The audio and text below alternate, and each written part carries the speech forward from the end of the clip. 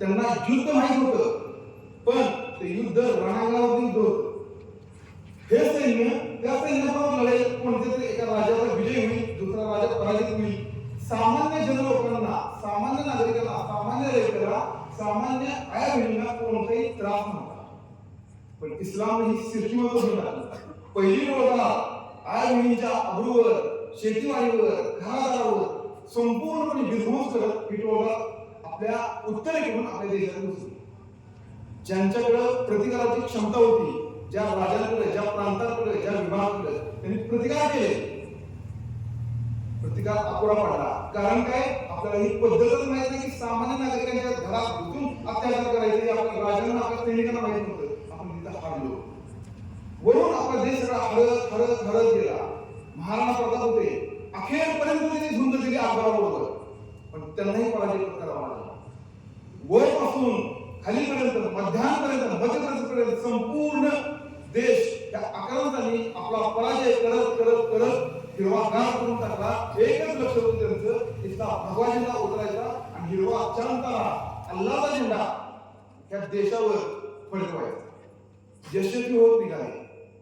बघा, मी संभाजी महाराज बलिदान याविषयी बोलणार आहे. हा जर इतिहास माहित नसेल तर संभाजी महाराज काय कशासाठी बलिदान दिलं हे कळणार नाही.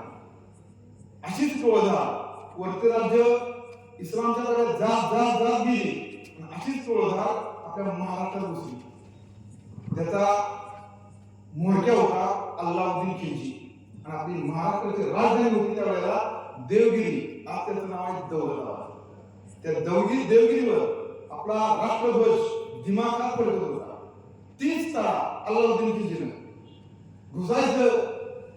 लहान मुलं बघायची नाही, स्त्रिया बघायची नाही, म्हातारी माणसं बघायची नाही, संपूर्ण कत्तली.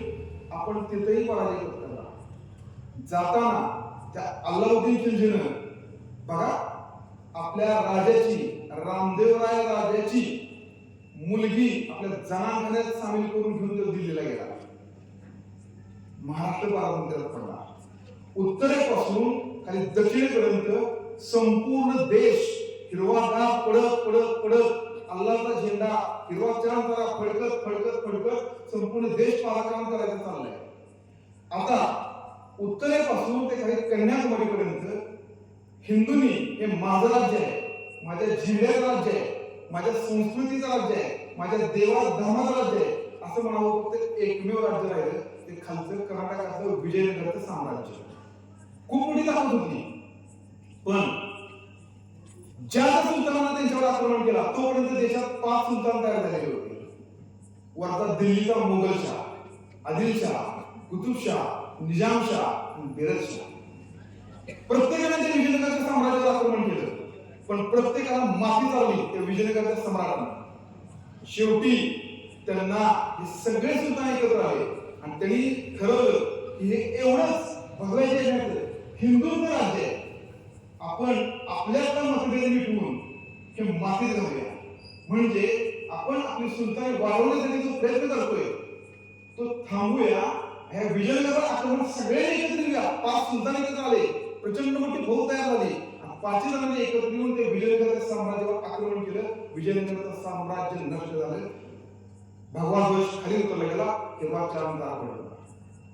आता बघा, उत्तरेपासून आणि दक्षिणेपर्यंत ज्याला आपण भारत माता म्हणतो, भारत भूमी म्हणतो, ती भूमी संपूर्णपणे इस्लामी सुलतानांच्या ताब्यात गेली. अल्लाहू अकबरचा नारा सगळीकडे गुंजत राहिला.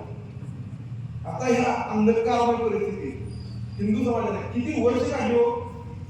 त्यावेळी 350 ते 400 वर्ष असा एकही भूमी राहिली नाही, असा एकही लढवया राहिला नाही, असा एकही जमाव राहिलेला नाही की जो पुनर्वी आता शस्त्र घेऊन आपल्या मायभूमीचं स्वातंत्र्य परत मिळवतो. सर्व हिरवगार पडलेलं आहे. हिंदू जन्माला येत आहेत, हिंदू तरुण कर्तव्य करतायत.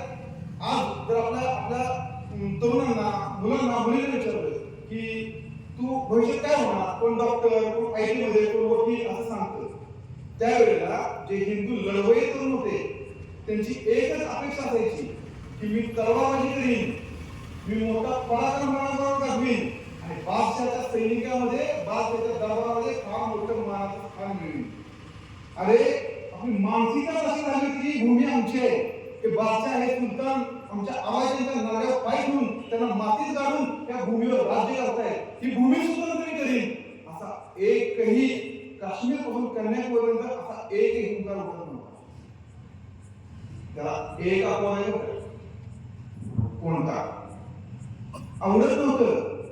बादशाहच्या सैन्यामध्ये नोकरी करतायत पण ही भूमी आमची आहे.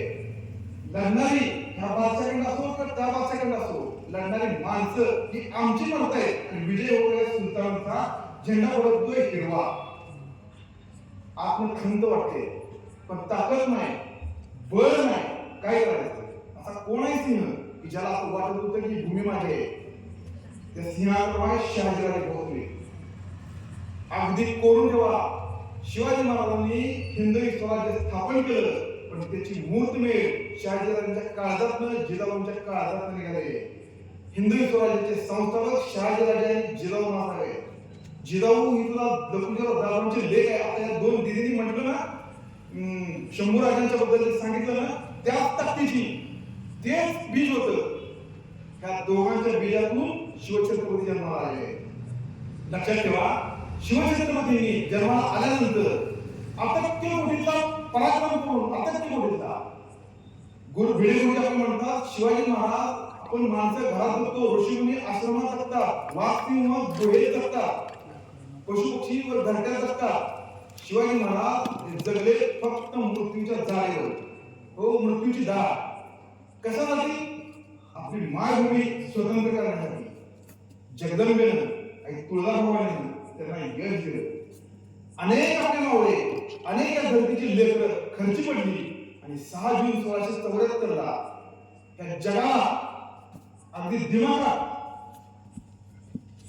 मोठ्या आवाजात दर्शन सांगावं असं शिवछत्रपतींनी सांगितलं. हो आजपर्यंत तुम्ही हिंदूची सिंहासनात पडली, भगवा झेंडा छापला, आमच्या मायभूमीची लेकरं रणांगणावर मारली, घरात घुसून आमच्या आई बहिणींवर अत्याचार केले. आता या सर्वांचं रक्षण करणारा या भूमीचा पुत्र छत्रपती रायगडावरून आव्हान करतो की हिंदवी स्वराज्याचं सिंहासन आणि हिंदवी राज्य स्थापन झालेलं आहे. त्यावेळी हिंदवी राज्य म्हणजे तोच शब्द आजच्या काळात हिंदू राष्ट्र म्हणजे शिवाजी महाराजांनी त्यावेळी 6 जून 1674 ला हिंदू राष्ट्र स्थापन केले. आता आपल्या मूळ विषयाला आलो. सगळे सुलतान जमले शिवाजी महाराजांना संपवण्यासाठी. कोणाला संपवता आलं नाही. आणि सगळ्या सुलतानांच्या पेक्षा आणि शिवाजी महाराजांच्या हिंदवी स्वराज्यापेक्षा प्रचंड मोठी राक्षसी ताकद असणारा औरंगजेब दिल्लीतला राज्य होता. त्याने प्रचंड मोठी फौज पाठवून शिवाजी महाराजांचे हिंदवी स्वराज्य संपवण्यासाठी प्रयत्न केला पण ते जमलं नाही. शिवाजी महाराज दक्षिण दिल्लीला आले, खालची भूमी सुद्धा आपली मुक्त केली आणि आपलं दुर्दैव हिंदुस्थानचं शिवाजी महाराज दिनांक 3 एप्रिल 1680 रायगडावर त्यांनी देह ठेवला. कसा ठेवला? शपथ घेतल्यापासून 15-16 वर्षापासून शपथ घेतल्यापासून आपली मायभूमी मुक्त करण्यासाठी शिवछत्रपती आणि त्यांचे सवंगडी म्हणजे आपले पूर्वज आहेत. हो आपले आडनावाच्या हिंदवी स्वराज्यामध्ये लढलेले रक्त सांगलेला आहे तेव्हाही आपली भारत मुक्त झालेली आहे. आपल्या आईनं आपल्या बहिणीनं तिचा दीर तिचा नवरा हिंदवी स्वराज्यासाठी खर्च घातलेला आहे. आईनं मुलगा गेलाय नातोय तरी तो हिंदवी स्वराज्याच्या सैन्यात पाठवलेला आहे का ती मायभूमी मुक्त झाली पाहिजे. असे शिवछत्रपती रायगडावर देह ठेवलाय. कोण होतो देह ठेवणार त्यांच्या बरोबर? प्रल्हाद नेराजी, रावजी सोमनाथ, बाळाजी चिटणीस नाव महत्वाचे. तो एकमेव क्षण आहे. रामचंद्र बोलता अमात्य, हिरोजी फर्जंद, तानाजी मालुसरेंचे बंधू सूर्याजी मालुसरे, बाबाजी घाटगे, महाजनायक पानसंबळ, बाजी कदम हे नाव एवढ्यासाठी सांगितले की त्याचं एक नाव सर्वांच्या लक्षात राहावं. कोणतं? हिरोजी फर्जंद. कोण आहे हिरोजी फर्जंद? सिद्धी वेळातून शिवाजी महाराज निसटले, पन्हाळगडला गेले तर 2 पालख्या तयार केल्या होत्या. कशासाठी 2 पालख्या? शत्रू मागावणे येणार आहे आणि राजमार्गाने जाताना जर पकडले गेलं तर शिवाजी महाराजांची पालखी सापडणार आहे आणि त्याच जे शिवाजी त्यांची खांडोळी होणार आहे. मग दोन पार्ट्या करायचं, एका पालखीत बसतायत शिवाकाशी का सापडले तर ते सापडणार आहे, म्हणजे मरणाच्या मृत्यूच्या पालखीत शिवाकाशी बसतायत. तसंच हिरोजी पर्यंत शिवाजी महाराज औरंगजेबाच्या दरबारातून, औरंगजेबाच्या कैदेतून, आग्र्याहून सुटून आले त्यावेळेला त्यांच्या पलंगावर जी व्यक्ती झोपलेली होती शिवाजी म्हणून, म्हणजे सापडला त्याला डुप्लिकेट खोटा शिवाजी सापडणार आणि खरे शिवाजी आज रात्रीच आग्र्याहून निघून जाणार आहे महाराष्ट्राकडे. म्हणजे विचार करा, सापडला तर कोण सापडणार आहे? हिरोजी पर्दन. असे हिरोजी पर्दन तिथं झोपले पलंगावर. आता आपण सगळ्या अंतकरणाला प्रश्न विचारूया, शिवछत्रपतींच्याकडे ताण कमी राहिलेले आहे, त्या सर्वांना बोलवत जवळ या, आमचा काळ झाला, आम्ही जातो, आम्ही कैलासात जातो, आमचा काळ झाला. पण आपण जे हिंदवी स्वराज्याचं व्रत घेतलेलं आहे, आपली मायभूमी मुक्त करण्याचं व्रत घेतलेलं आहे, सप्तसिंधू सप्तगंगा मुक्त करण्याचं व्रत घेतलेलं आहे, काशीचा विश्वेश्वर सोडवण्याचं जे व्रत घेतलेलं आहे, ते व्रत तुम्हाला सर्वांना पाळायचं आहे. आणि हे काम करत असताना चुकून होऊ नका.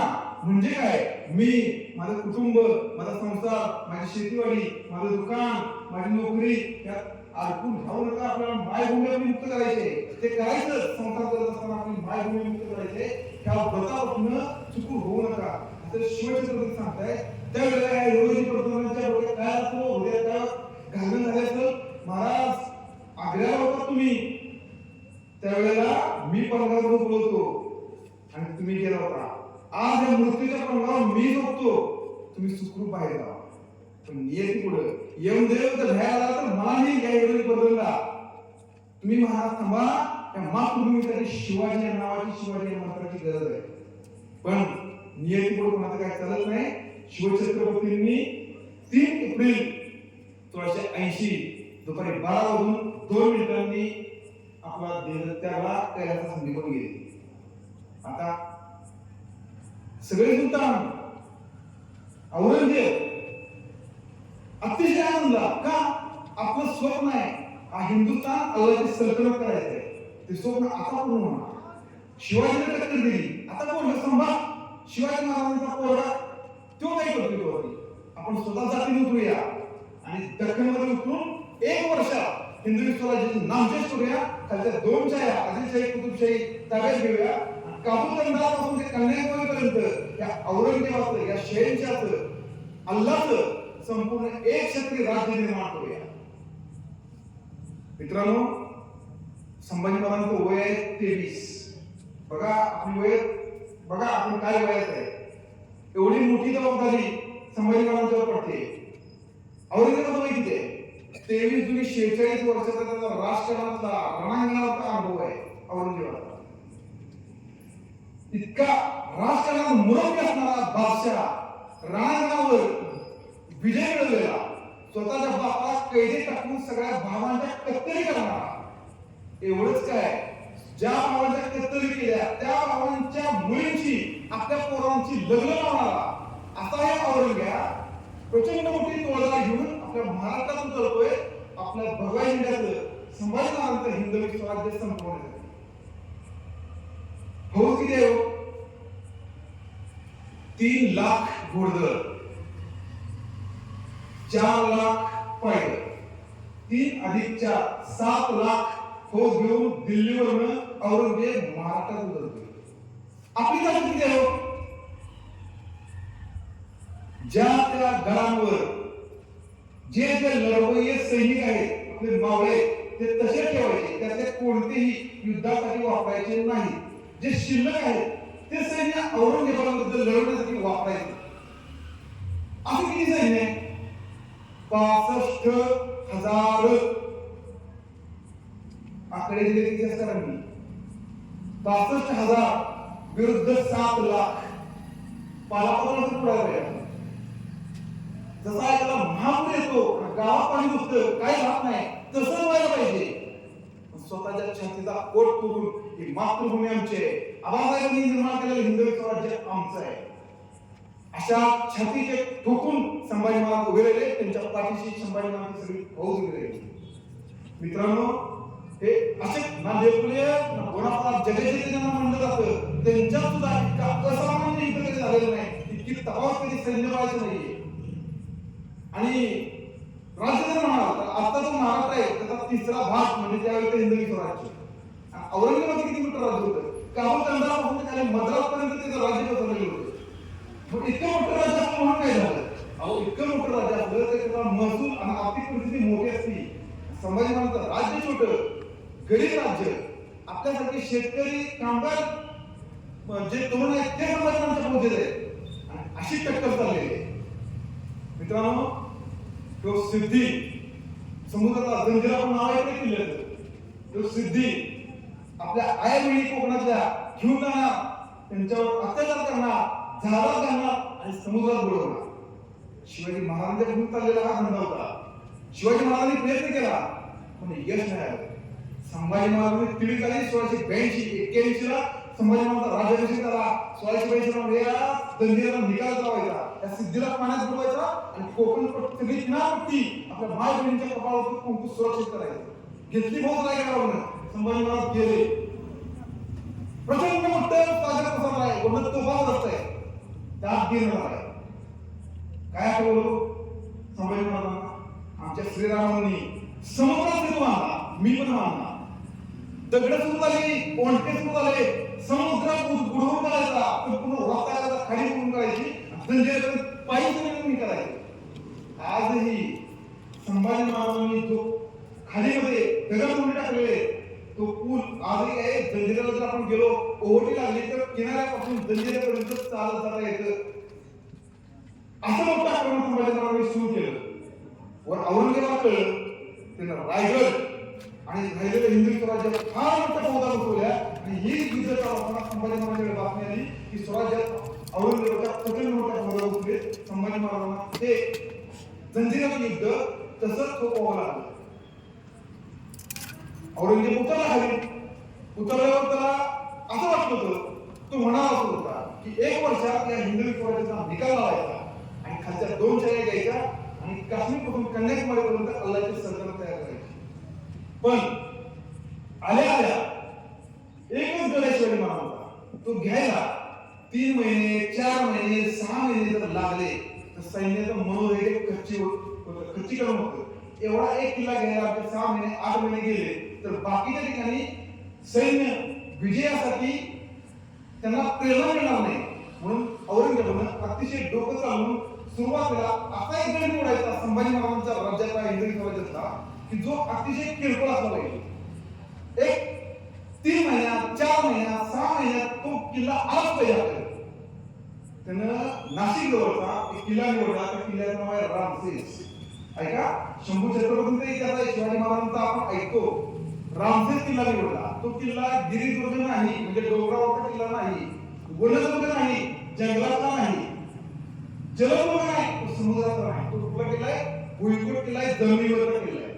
तो त्याने निवडला. 1682 साली रामसेसवर हल्ला झाला. शिवाजी महाराजांनी एक वाक्य बोललेलं आहे, बोरमातांनी लिहून ठेवलेलं आहे. माझा एक एक दुर्ग, माझा एक एक गड त्या औरंगाबाद कमीत कमी 1 वर्ष जरी घडला तरी त्या मातृभूमीचं आमचं हिंदवी स्वराज्य नामशेष करायला औरंगजेबाला 365 वर्ष जगावं लागेल. 365 दुर्ग आपल्याला करायचे होते. रामसेसवर हल्ला केला औरंगजेबानं 1682 ला. रामसेस कधी पडला? भुईकोट किल्ला आहे कधी पडला? 1687 साली पडला. 5 वर्ष रामसेस झाली. शिवछत्रपती नाईक थोड्या आवाजात निघून गेले. संभाजी महाराजांच्या नेतृत्वाखाली रामसेस झुंजतोय. दुर्ग झुंजतो म्हणजे तिथले दगड माती झुंजत नाही. संभाजी महाराजांनी शिवाजी महाराजांनी मातृभूमीसाठी जगावे, मातृभूमीसाठी मरावे ही प्रेरणा देणारी अंतःकरणाची लढत होती. म्हणून रामसेस 5 वर्ष झुंजला. तीच गोष्ट या पोर्तुगीजांची. पोर्तुगीज तसाच किनारपट्टीवरच्या आपल्या रयतेवर अत्याचार दुरून दूरवरती करत होते. संभाजी महाराजांनी घेतली फौज आणि पोर्तुगीजांना त्याचा वेळा खोंड्यावर हल्ला केला. कसा हल्ला केला? इतका जबरदस्त हल्ला होता. संभाजी महाराजांचा लिहून ठेवलेला इतिहासकारांनी संभाजी महाराजांचा आवेश इतका भयंकर होता, नुसता रुद्रतांडव होता. समोर दिसणाऱ्या शत्रूची कत्तल आणि आपल्याला मनावर बिंबवलं का शिवाजी महाराज संभाजी महाराज निशस्त्र वार करत नाही, हे पूर्णपणे आपली धार कमी व्हावी, हिंदुत्वाची धार कमी व्हावी म्हणून बिंबवलेलं आहे. शिवाजी महाराज शत्रू निशस्त्र असो किंवा शस्त्रधारी असो त्याला खलासच करत होते, हे पुराव्यानिशी उपलब्ध आहे. संभाजी महाराजांचा आवेश तसाच होता. ते पोर्तुगीज सैन्य इतकं घाबरलं तटावरनं उड्या टाकून गेलं आणि पोर्तुगीजांचा जो मोर्चा होता कोंदीद अल्वोर तो तर इतका भयभीत झाला त्याने घोडी काढली, खाली देतो घोडी काढली आणि गोव्याला निघाला. संभाजी महाराजांना दिसलं तो पळून निघाला. काय केलं असं? तसाच घोडा काढला त्याच्या मागे समुद्राच्या खाली घातला.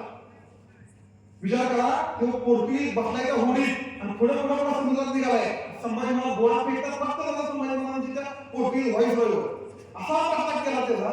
ते बघितलं खंडोबाला चिटणीस कोण बाळाजी चिटणीसांचा पोटा.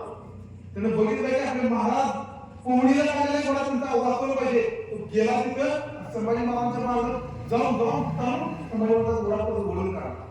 आपण तो दंडही तुझे पोर्तुगीजांच्या वेळी म्हणाला पोर्तुगीज एक ख्रिश्चन आहे. दोन शत्रू इस्लाम आणि ख्रिश्चन आहे. अशा प्रकारे औरंगजेबाला संभाजी महाराज एक इंच भूमी सुद्धा त्याच्या तळात जाऊन दिले झाले. हिंदवी स्वराज्य एका वर्षात करायला आलेला औरंगजेब आज 8-9 वर्ष झाली तरी धडपडतोय. त्याच्या डोक्यात एक झालं काय हिंदवी स्वराज्याची कोणत्या म्हणते करतोय, पण खालच्या बाजूला कुतुबशाही आणि आदिलशाही या दोन सुलतानशाही आहेत. त्यांना संपवलं पाहिजे म्हणजे सगळ्या बाजूला संभाजी महाराजांना गोल घेता येईल. त्यानं संभाजी महाराज हिंदवी स्वराज्याचं आक्रमण थांबवलं आणि एका वर्षात 1687 ला प्रचंड मोठं आक्रमण करून आदिलशाही बुडवली. 1687 ला 86 ला आदिलशाही बुडवली, 87 ला कुतुबशाही बुडवली. सगळ्या शाळा नष्ट झाल्या, सगळ्या बाजूने संभाजी महाराजांना घेरलं.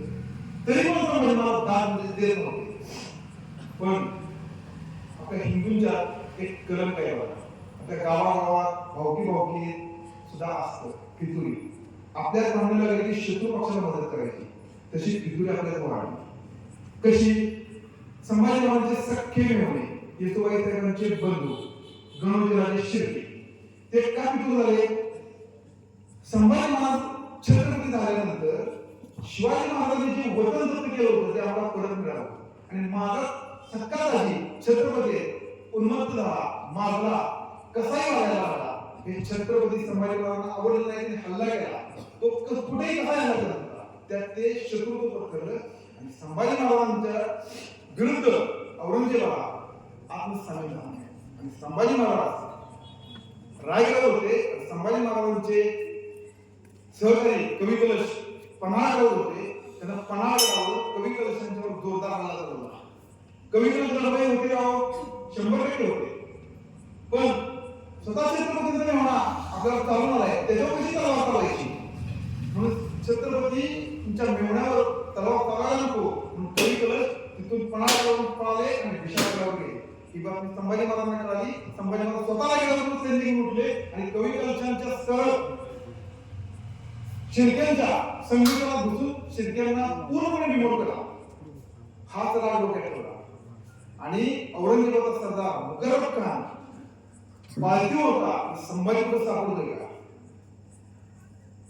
त्यात हा गणेश शिर्के फितूर झाला. मित्रांनो, फेब्रुवारीचा महिना आहे. संभाजी महाराज शिर्क्यांचा बिमोड करून थेट रायगडावर येत होते, पण मुकरब खान म्हणजे शेख निजाम हा पालथीवर संभाजी महाराजांच्यावर आक्रमण करण्यासाठी कोल्हापूरशी आलेला आहे. ही बातमी संभाजी महाराजांना कळली. ते म्हणजे इकडून जाणं पन्हाळगड मागे जाणं धोक्यात आहे. आपण संमेलनात उतरूया. पुन्हा संभाजी महाराज कवी कलशासह संमेलनात उतरले. कोण कोण बरोबर आहे? त्यावेळी सेनापती मालनी घोरपडे त्यांच्याबरोबर आहे, संताजी घोरपडे त्यांच्याबरोबर आहे, खंडोबाला चिटणीस तुझं संभाजी महाराजांना आता सांगितलं तुम्हाला वाचवलं घोडा परत आणला ते खंडोबाला चिटणीस बरोबर आहे. समर्थ रामदास स्वामींचे शिष्य रंगनाथ स्वामी त्यांच्या बरोबर आहे. संगमेश्वरात आले, छत्रपती आलेले, बरीच कामकाज थकलेलं आहे. काहींचं जमिनीचे कामकाज आहे, काहींची वतनाची काम आणलेले, काहींचे भांडण झाले. सगळे जण तिथं संभाजी महाराजांच्या पुढे घेऊन आले, हे दिवाळी करा. संभाजी महाराजांचे 2 दिवसात वाढले. रयतेचीच काम आहे, आपण छत्रपती आहोत, एक एक काम मार्गी लावायचं. पण संभाजी महाराज 2-3 दिवसात वाढले. जातोदारी बातम्या की मुकरब खान कोल्हापूरजवळ आलेला आहे आणि संगमेश्वराच्या दिशेने गेले. संभाजी महाराजांना या सह्याद्रीच्या कुणाला पाऊल सगळ्या माहिती होत्या. तो कितीही जोरात आला तरी अर्धा दिवसाला पोहोचू शकत नाही. घनदाट अरण्य, दऱ्या, कोऱ्या. आता विचार करा, संभाजी महाराजांनी रयतेच्या कामाकडे लक्ष दिलं आणि आज उद्या पण सकाळी निघणार. आजचा सगळा पाऊस पडला, या डोंगरातून जाताना अडथळा होणार तर अगोदर पुढे पाठवला. निवडक 400 ते 500 जणांची तुकडी आपल्या बरोबर ठेवली संभाजी महाराजांनी. त्यात खंडोबाची चिंत आहेत, कवी कलश आहेत, संताजी घोरपडे आहेत, मारुती घोरपडे आहेत, रंगनाथ स्वामी ठेवली बरोबर. उद्याचा अर्धोजी यादव आणि गिरदोजी यादव यांचा तंटा शेवटचा निवाळा करायचा आणि आपण रायगडाला निघायचं. सकाळ झाली, संभाजी महाराज सगळीवर आले, सर्व सैन्य वाढायचे, सगळीवर बसले आणि जातोदांना बातमी मिळाली की मुकरब खान संगमेश्वरातून पोहोचला. विचार करा, फौज किती आहे? 3 ते 3.5 हजार फौज आहे मुकरब खानाकडे आणि आपल्याकडे फक्त 400 ते 500 मावळे आहेत. आता विचार करण्याचा अर्थ नव्हता. संभाजी महाराजांनी हातात शस्त्र घेतलं, सर्वांना सज्ज व्हायला सांगितलं आणि एक महत्वाचा इशारा दिला, आदेश दिला. कोणता? आता जे इथं होणार आहे ते युद्ध नाही, ही कोंडी फोडायची आहे. आपण प्रचंड मोठ्या ताकदीने कोंडी फोडायची आणि रायगडची वाट धरायची. म्हणजे जशी कोंडी फुटल्या तेव्हा रायगडकडे निघून जायचं. सैन्याने घेरलं, प्रचंड मोठे तास घुमशक्ती सुरू झाली. पहिली कोंडी फुटली, मारुती घोरपडे, संताजी घोरपडे. कोंडी फुटली, रायगडच्या दिशेने निघाले. पुन्हा काही वेळ चालला आणि सुदैव म्हणा दुर्दैव म्हणा, बघा काय म्हणा, संभाजी महाराजांची कोंडी फुटली. संभाजी महाराज त्या ह्याच्यात बाहेर पडले. आगरी घेरला, इथं धुमशक्ती सुरू आहे. संभाजी महाराजांचा घोडा बाहेर पडला त्या कोंडीत आणि एक किंकाळी संभाजी महाराजांना ऐकलं. कुणाची? कवी कलश. त्यांनी मागे घोडा बोलला, बघितलं तर कवी कलशांच्या उजव्या तोंडाला बाण लागलेला आहे, खाली घोड्यावर पडलेले आहे.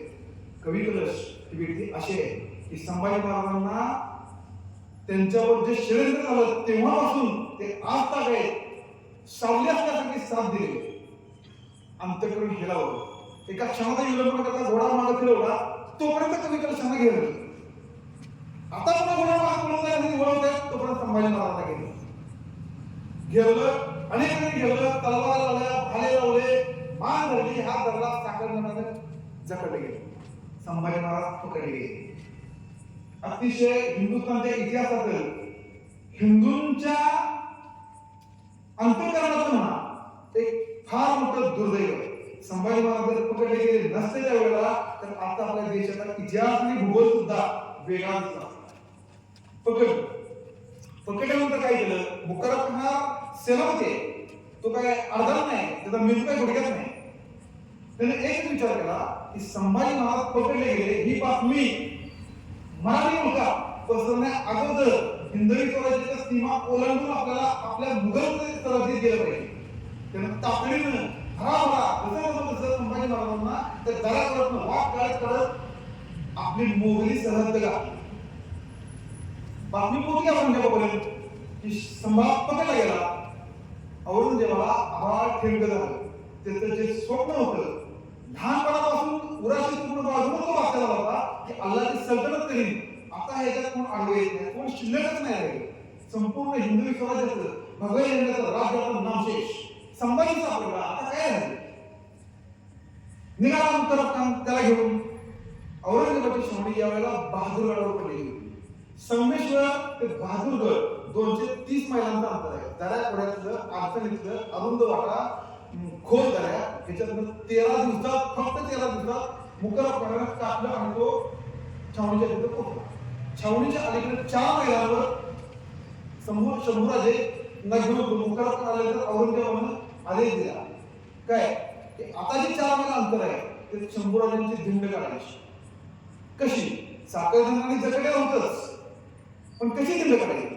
अंगावरती सगळे कपडे काढायचे, राख फासली, जी काळी राख आहे की नाही ती गरम गरम अशी सगळी फासली, काळ कुट्ट अंग झालं. आणि इराणमध्ये म्हणजे इस्लामी जिथे जिथे सुलतानशाही आहे तिथे तिथं गुन्हेगाराला उलटफोडा घातला जातो. म्हणजे दोन असे मनगट इथं साखर लाकडी खोडा असतो, त्याच्यात दोन मनगट आणि एकदम मान निघत आपल्या एक लाकडी खोडा, त्या खोड्यामध्ये मान आला ना, दोन्हीकडची दोन आपली मनगट आले ना, असं पॅक केलं. पाय, गुडघे, टाचा, दंड सगळ्यांनी साखरदारांनी जगडले गेले. म्हणजे एखादा महाभयंकर प्राणी जसा बांधावा करतो फक्त चालता त्याला यावं असं संभाजी महाराजांना जगडले. उंट, उंटावर आसन नाही, त्या उंटाची हाडे वगैरे मोठी मोठी लागतात, त्याच्यावर त्यांना उलट बसवलं संभाजी महाराजांना. विदुषकी पद्धतीची म्हणजे इराणमध्ये गुन्हेगारांना घातली जाते अशी विदुषकी पद्धतीची टोपी अशी लांबडी असते, ती टोपी त्यांना चढवली. आणि ही धिंड सगळ्या छावणीतून सुरू झाली.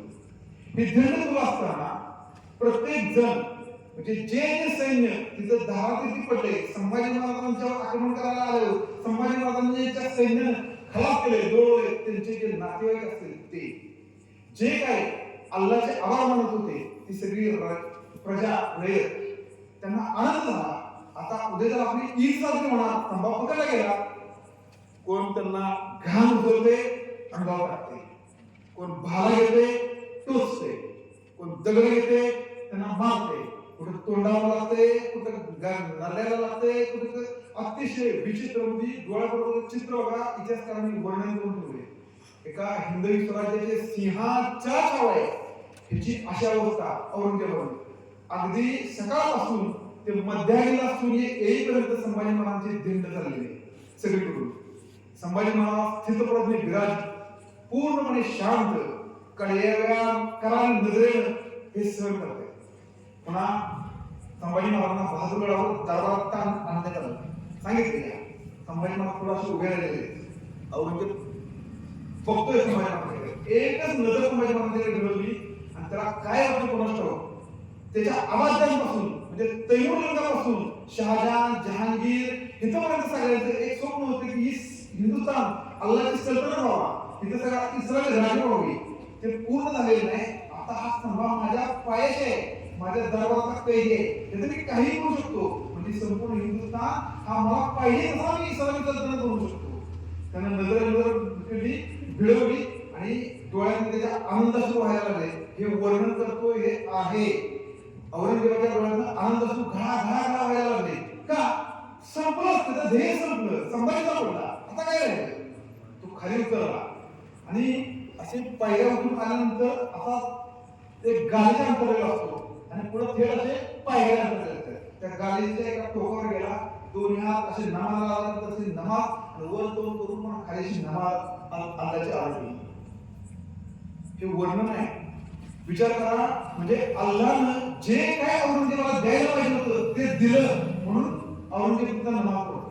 नमाजातून उठल्यावर थोड्या अंतरावर साखळदंडाने बांधलेले 100 अडी पुढे आहेत, भोवती सैन्य सशस्त्र औरंगजेबाचं. संभाजी महाराज आणि कविकुल दोघं सापडलेले, दोघं शेजार आहेत. औरंगजेबाला फक्त 3 प्रश्न विचारले संभाजी महाराज. पहिला प्रश्न, माझ्या बादशाही सेवेतील कोणते कोणते सरदार तुला सामील आहेत ते सांग. संभाजी महाराज पूर्णपणे मौन आहेत, काही उत्तर देत नाहीत. दुसरा प्रश्न विचारला, तुझा खजिना, दर्जवाही, संपत्ती, सोनं कोणत्या गडावर आहे? संभाजी महाराज तोंड उघडत नाहीत. सगळं संपलेलं आहे, पण परवरदिगार अल्लाह रहम दिलाय, तुला माफ कर. अल्लाहला जो शरण आहे आजपर्यंत त्याला अपराध असू दे अल्लाहनं माफ केलेले, किती भयंकर असू दे अल्लाहनं माफ केलेले आहे. शरण तुला जीवदान मिळत, दख्खनची सुभेदारी मिळाली. असं म्हटल्यानंतर मात्र संभाजीराजांना आबासाहेबांनी शपथ घेतल्यापासून ते आजपर्यंत सर्व कट डोळ्याकडे आठवला. यासाठी आमच्या आबासाहेबांनी व्रत घेतले का? यासाठी इस्लाम धर्म स्वीकारण्यासाठी आमच्या बाजीप्रभूंनी पावनखिंडीत बलिदान केले का? हा इस्लाम धर्म स्वीकारण्यासाठी आमच्या शिवाकाशीदांनी मृत्यूच्या पालखीत बसून बलिदान दिले का? सगळं आलेलं शंभूराजांना. आणि त्यावेळी मात्र शंभूराजांनी तोंड उघडलं आणि अतिशय घाणेरड्या भाषेत इरसाल मराठी भाषेत औरंगजेबाला शिव्या दिल्या. औरंगजेबाचा जो दरबारी लेखक आहे मुहम्मद हशीम काफिकार, त्यानं लिहिलाय आलमगीरनामा. त्यात तो वर्णन करतोय की सन्मान बादशाहांना ज्या शिव्या दिल्या, कारण दरबारात काय ते नोंद करायची असते, त्या मी इथं नोंद करू शकत नाही, बादशाहांना सांगू शकत नाही. केलेल्या घाणेरड्या भाषेत सन्मान आपल्या बादशाहांना शिवाय दिले, शिवाय दिल्या. नजरेला नजर मिळवली. औरंगजेबानं ओळखलं हे काय स्वीकारणार नाही. इतर बीज आणि शिवाजीचं बीज त्यात फरक आहे. आता आपलं कार्य आपल्याला केलं पाहिजे. कोणतं कार्य?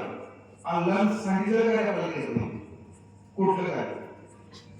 जर इस्लाम स्वीकारला तर जीवदान, इस्लाम नाही स्वीकारला तर मृत्यूदंड. पण अगोदर अल्लाहची दृष्टी दिली सांभाळा, मग तयार होते. अशीच ज्वाला पडत होती, त्यात सगळ्यात तापले ठेवले टोकदार आणि त्याला लाकडी मूठ की जेणेकरून ती भाजणार नाही. जे धरणार तो त्यांना इशारा झाला. ते जल्ला उठला. संभाजी महाराज तर झगडले. अरे संभाजी महाराजांच्या पुढे बोल, इस्लाम कबूल कोणाशी आहे?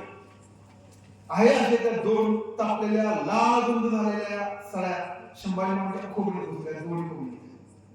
विचार करा, अतिशय चटकाने बसला आपल्याला तर काय होत होते. फटकन ती गोळ बाहेर पडली संभाजी महाराजांची.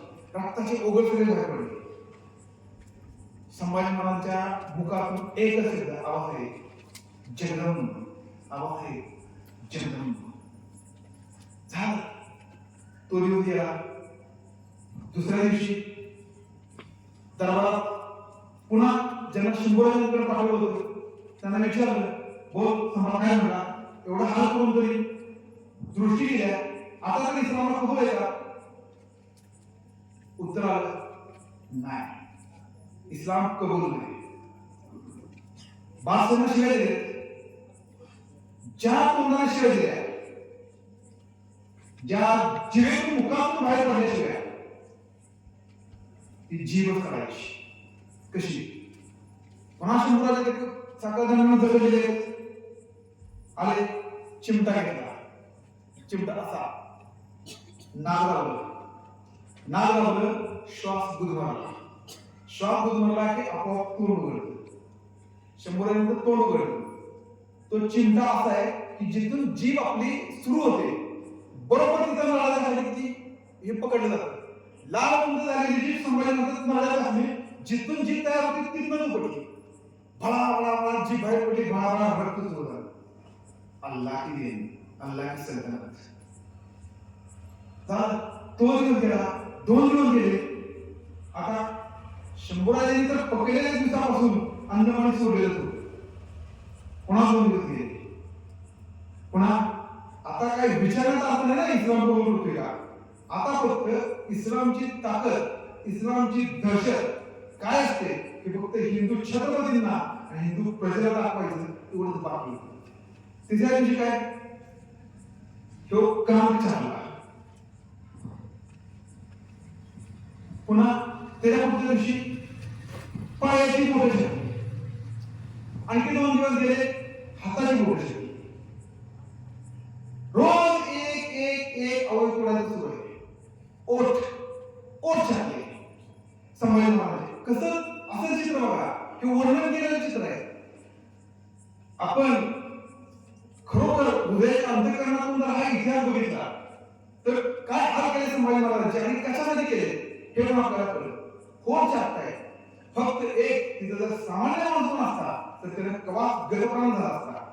पण महाराणा प्रताप संभाजी महाराज हे देहानं इतके जबरदस्त होते, त्यामुळे ते इतके हाल होऊनही इतकी गोष्टी केली. पुन्हा काय करायचं? पुन्हा अंगावरची साल काढायला सुरुवात केली. अशी जेवढी खरोखर तेवढी करायची. आज छातीवरची काढायची, उद्या पाठीवरची काढायची, पुन्हा 2 दिवसानं पिंढऱ्याच्या पोटरीवरची काढायची. साल काढली की मिठाचं पाणी त्याच्यावर टाकायचं आणि चोळायचं. संभाजी महाराजांचे हाल झाले. मित्रांनो, आपण हा बलिदान व्हिडिओ गुरुजींनी चालू केला तो ही संभाजी महाराजांची धगधगती बलिदान प्रत्येक हिंदूंच्या हृदयात ठाम बिंबावं यासाठी असे हाल झालेले आहेत त्यांचे. आता फक्त नाडी चालू आहे आणि श्वास चालू आहे म्हणून संभाजी महाराज जिवंत आहेत, नाहीतर लाल सुंद मासाचा गोळा अशा अवस्था आहे संभाजी महाराजांची. आता औरंगजेबाने ठरवलं आता हे पाळण्याचं ठेवणं तरी काय आहे. आता निकाल लावून दाखवा. 11 मार्च 1689 गुढीपाडव्याचा अर्धा दिवस त्यावेळेचा वडूबुद्रुकच्या रानात निवडणूक भरपूर होती त्यावेळेला. आणलं संभाजी महाराजांना उचलून गोळा सगळा मासा अंडा लाकडी असा फळ्याची पसरलेली होती, त्याच्यावर पालथ झोपवलं आणि आपण कामाचा बोलतो तसं टाचेकडून तुकडे तुकडे तुकडे तुकडे करत तालूपर्यंत समाजामध्ये बारीक बारीक बारीक बारीक तुकडे गेले. आणि ते तुकडे काय केले? सगळ्या त्या रानात काट्या त्या निवडणुकीच्या वळणात फेकून दिले. आणि मस्तक काय केलं? मस्तक ठेवलं. ते मस्तक भाल्याच्या टोकावर रोवलं. का? उद्या हिंदू गुढी उभारतात, त्यांचा वर्षाचा सुरुवातीचा सण आहे.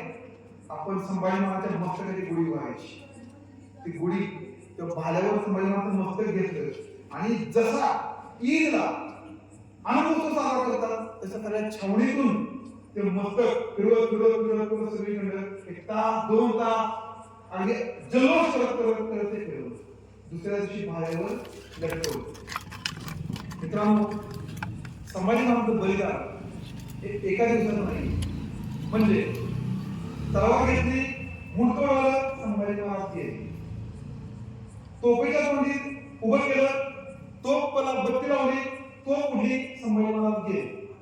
हत्तीच्या पायी गेलं, हत्तीनं पाय ठेवला, संभाजी महाराज निघून गेले. हे एका क्षणात एका मिनिटात असा मृत्यू होतो. पण संभाजी महाराजांना औरंगजेबाने जे मारलं ते पकडलेल्या दिवसापासून ते अगदी शेवटच्या दिवसापर्यंत 40 दिवस हाल हाल करून मारलं. फक्त एकच की संभाजी महाराजांनी इस्लाम स्वीकारला तर संपूर्ण हिंदुस्थान इस्लाममय होईल, अल्लाची सल्तनत होईल. संभाजी महाराजांनी आपण कोण आहोत, कोणाचे वंशज आहोत याची जाणीव ठेवली आणि इस्लामला धुडकावून लावलं. आता एक प्रश्न आपल्या सर्वांच्या अंतःकरणाला आपण विचारूया. पंजाब आहे, राजस्थान आहे, मध्य प्रदेश आहे, उत्तर प्रदेश आहे, खाली कन्याकुमारी आहे, कर्नाटक आहे. तिथे जे हिंदू असतील, महाराष्ट्रामध्ये नाही, तिथे जे हिंदू असतील ते हिंदूंनी जर ठरवलं त्यावेळी की मला माझ्या स्वतःच्या राज्यात, म्हणजे जिथं भगव्या झेंड्याचं राज्य आहे, माझं राज्य आहे, हिंदूंचं राज्य आहे, अशा राज्यातच मला मरायचं आहे. काश्मीरमध्ये आहे का? इस्लामचं राज्य आहे. राजस्थानमध्ये इस्लामचं राज्य आहे. कर्नाटकात इस्लामचं राज्य आहे. इस्लामचं राज्य म्हणजे इस्लामी सुलतानांचं राज्य.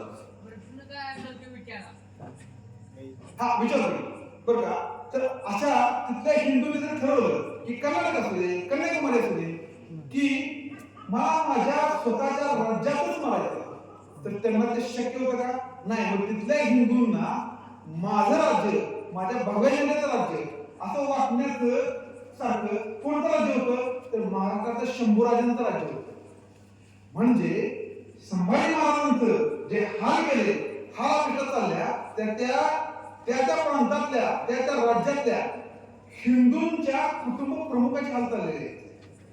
आता विचार करा, आपले कुटुंब म्हणून काय संभाजी महाराज त्यांचे हाल करून मारलेले आहे. म्हणजे आपलं नातं वडिलांचं नातं आहे. म्हणूनच आपल्या घरातली एखादी व्यक्ती गेल्यानंतर आपण त्याचं कार्य माती अगदी उत्तर कार्य 13वा 14वाही करतो, मुंडन करतो. भिडे गुरुजींनी हीच आत्मिकता आपल्या समाजात उतरवली. यासाठी ही प्रथा चालू केली. प्रत्येक हिंदूंनी हा संभाजी महाराजांचा बलिदान मास हा माझ्या अंतःकरणात असला पाहिजे, तो आपण सर्वांनी पाळला पाहिजे. अशा आशयानं हा बलिदान मास महाराष्ट्रात सुरू केला. आज गावागावात कराड तालुक्यात जवळ 60-70 गावात हा बलिदान मास होते संभाजी महाराजांना श्रद्धांजली म्हणून. मित्रांनो, जर संभाजी महाराजांनी बलिदान दिलं नसतं तर आज आपण इथं हे संभाजी महाराजांच्या विषयी ऐकायला चर्चा करायला आलो नसतो. हे राज्य निर्माण झालं असतं आणि आपण एखादी नमाज अदा करायला, एखादी ईद साजरी करायला, इफ्तार पार्टी करायला जमलो असतो. संभाजी महाराज, शिवाजी महाराज यांच्या या देशाची असं नातं आहे. ते होते म्हणूनच आपण आपल्या घरातले देव, आपल्या आई बहिणीच्या कपाळावरचं कुंकू, आपल्या मंदिराची घंटी, आपल्या मंदिरावरचा भगवा ध्वज, 12 ज्योतिर्लिंग, तुळजाभवानी, अगदी पंढरपूरचा आपला विठोबा सुद्धा फक्त शिवाजी महाराज, संभाजी महाराज होते म्हणून शाबूत राहिले.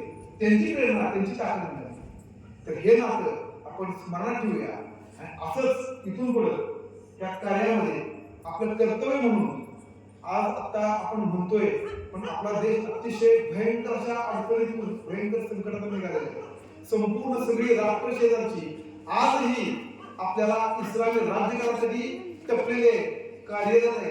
आपल्या देशातले काही राज्य अल्पसंख्याक हिंदू झालेले आहेत, तिथे मुस्लिम मेजॉरिटी वाढली. मित्रांनो, संभाजी महाराज निघून गेले, औरंगजेब निघून गेला, पण आपण आपल्या अंतःकरणाला प्रश्न विचारायला की खरोखर औरंगजेब गेला का? औरंगजेब पाकिस्तान, बांगलादेश आणि आपल्या हिंदुस्थानात असलेल्या गद्दार मुसलमानांच्या रूपाने जिवंत आहे. त्यांचं कार्य पुढे चालू ठेवण्यासाठी आपण जर पुन्हा शिवाजी महाराज, संभाजी महाराज आपल्या हृदयामध्ये जागृत नाही केले, पुन्हा जिवंत नाही केले, तर आपल्याला वाचवणारं दुसरं कोणीही शिल्लक नाही. त्यामुळे आपण सर्वांनी लक्षात ठेवूया, भिडे गुरुजींनी अर्थकारण, राजकारण, सत्ताकारण सोडून मी, माझा देश, माझा धर्म, माझा ध्वज, माझी संस्कृती, माझी परंपरा म्हणून एक आलं पाहिजे या उद्देशानं श्री शिवप्रतिष्ठान असं संघटन चालू केलेलं आहे. स्त्री पुरुष भेद न करता हे माझं कार्य आहे, माझ्या देशाचं कार्य आहे, माझ्या धर्माचं कार्य आहे म्हणून सर्व समाजाने यामध्ये समाविष्ट व्हावं. आणि इथून पुढे अशा कार्यक्रमांना, अशा बलिदान मासाला सर्वांनी जास्तीत जास्त संख्येनं यामध्ये सहभागी होऊया. हे लोक हे इतर गावांपर्यंत आपण पोहोचूया. तर अशा पद्धतीने आपण सहभागी होऊ.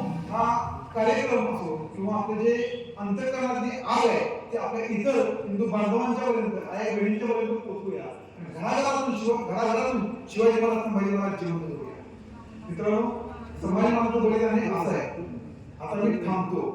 यानंतर आपला ध्येय मंत्र एकत्रित होईल.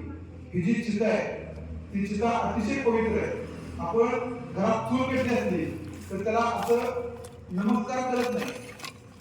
गॅस पेटलेला असला तर त्याला असं नमस्कार करत नाही. पण मंदिरात आरती झाल्यानंतर जी ज्वाला बाहेर येते, सबक निरांजन येतं, त्याला असं करून आपण नमस्कार करतो. का? तर त्याच्यामध्ये मंदिरातलं पवित्र वातावरणातून श्लोक, आरती यातून त्या ईश्वरी अंश निर्माण झालेला असतो. त्याची ही फक्त आग नाहीये. जिथं संभाजी महाराजांना मारलं त्या औरंगजेबानं, तिथंच ती प्रज्वलित केली जाते. त्या ज्वालेनं दुसरी ज्वाला पेटवून अशी या गावापर्यंत पण आलेली असते. संभाजी महाराजांची चिता आहे, ही ज्वाला आहे.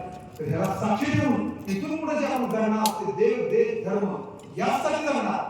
मी विद्यार्थी असं अभ्यास करत करत देश, देव, धर्मासाठी जगणार. मी नोकरी करतो, मी नोकरी करत करत देव, देश, धर्मासाठी जगणार. मी शेतकरी आहे, माझी शेतीवाडी सांभाळत देव, देश, धर्मासाठी जगणार. ही अंतःकरणाची भावना आपल्या हृदयात ठेवूया आणि शिवाजी महाराज, संभाजी महाराज यांना आपल्या डाव्या आणि उजव्या काळात साठवूया आणि आपलं कार्य ते आपण पुढे नेऊया. तर सर्वांना तरुणोपाय आहे, आपल्या देशाला, धर्माला तरुणोपाय आहे, तर टिकणार अन्यथा संस्थापना. रामकृष्ण. पुण्यश्लोक छत्रपती श्री शिवाजी महाराज की जय। धर्मवीर छत्रपती श्री संभाजी महाराज की जय। भारत माता की जय। हिंदू धर्म की जय।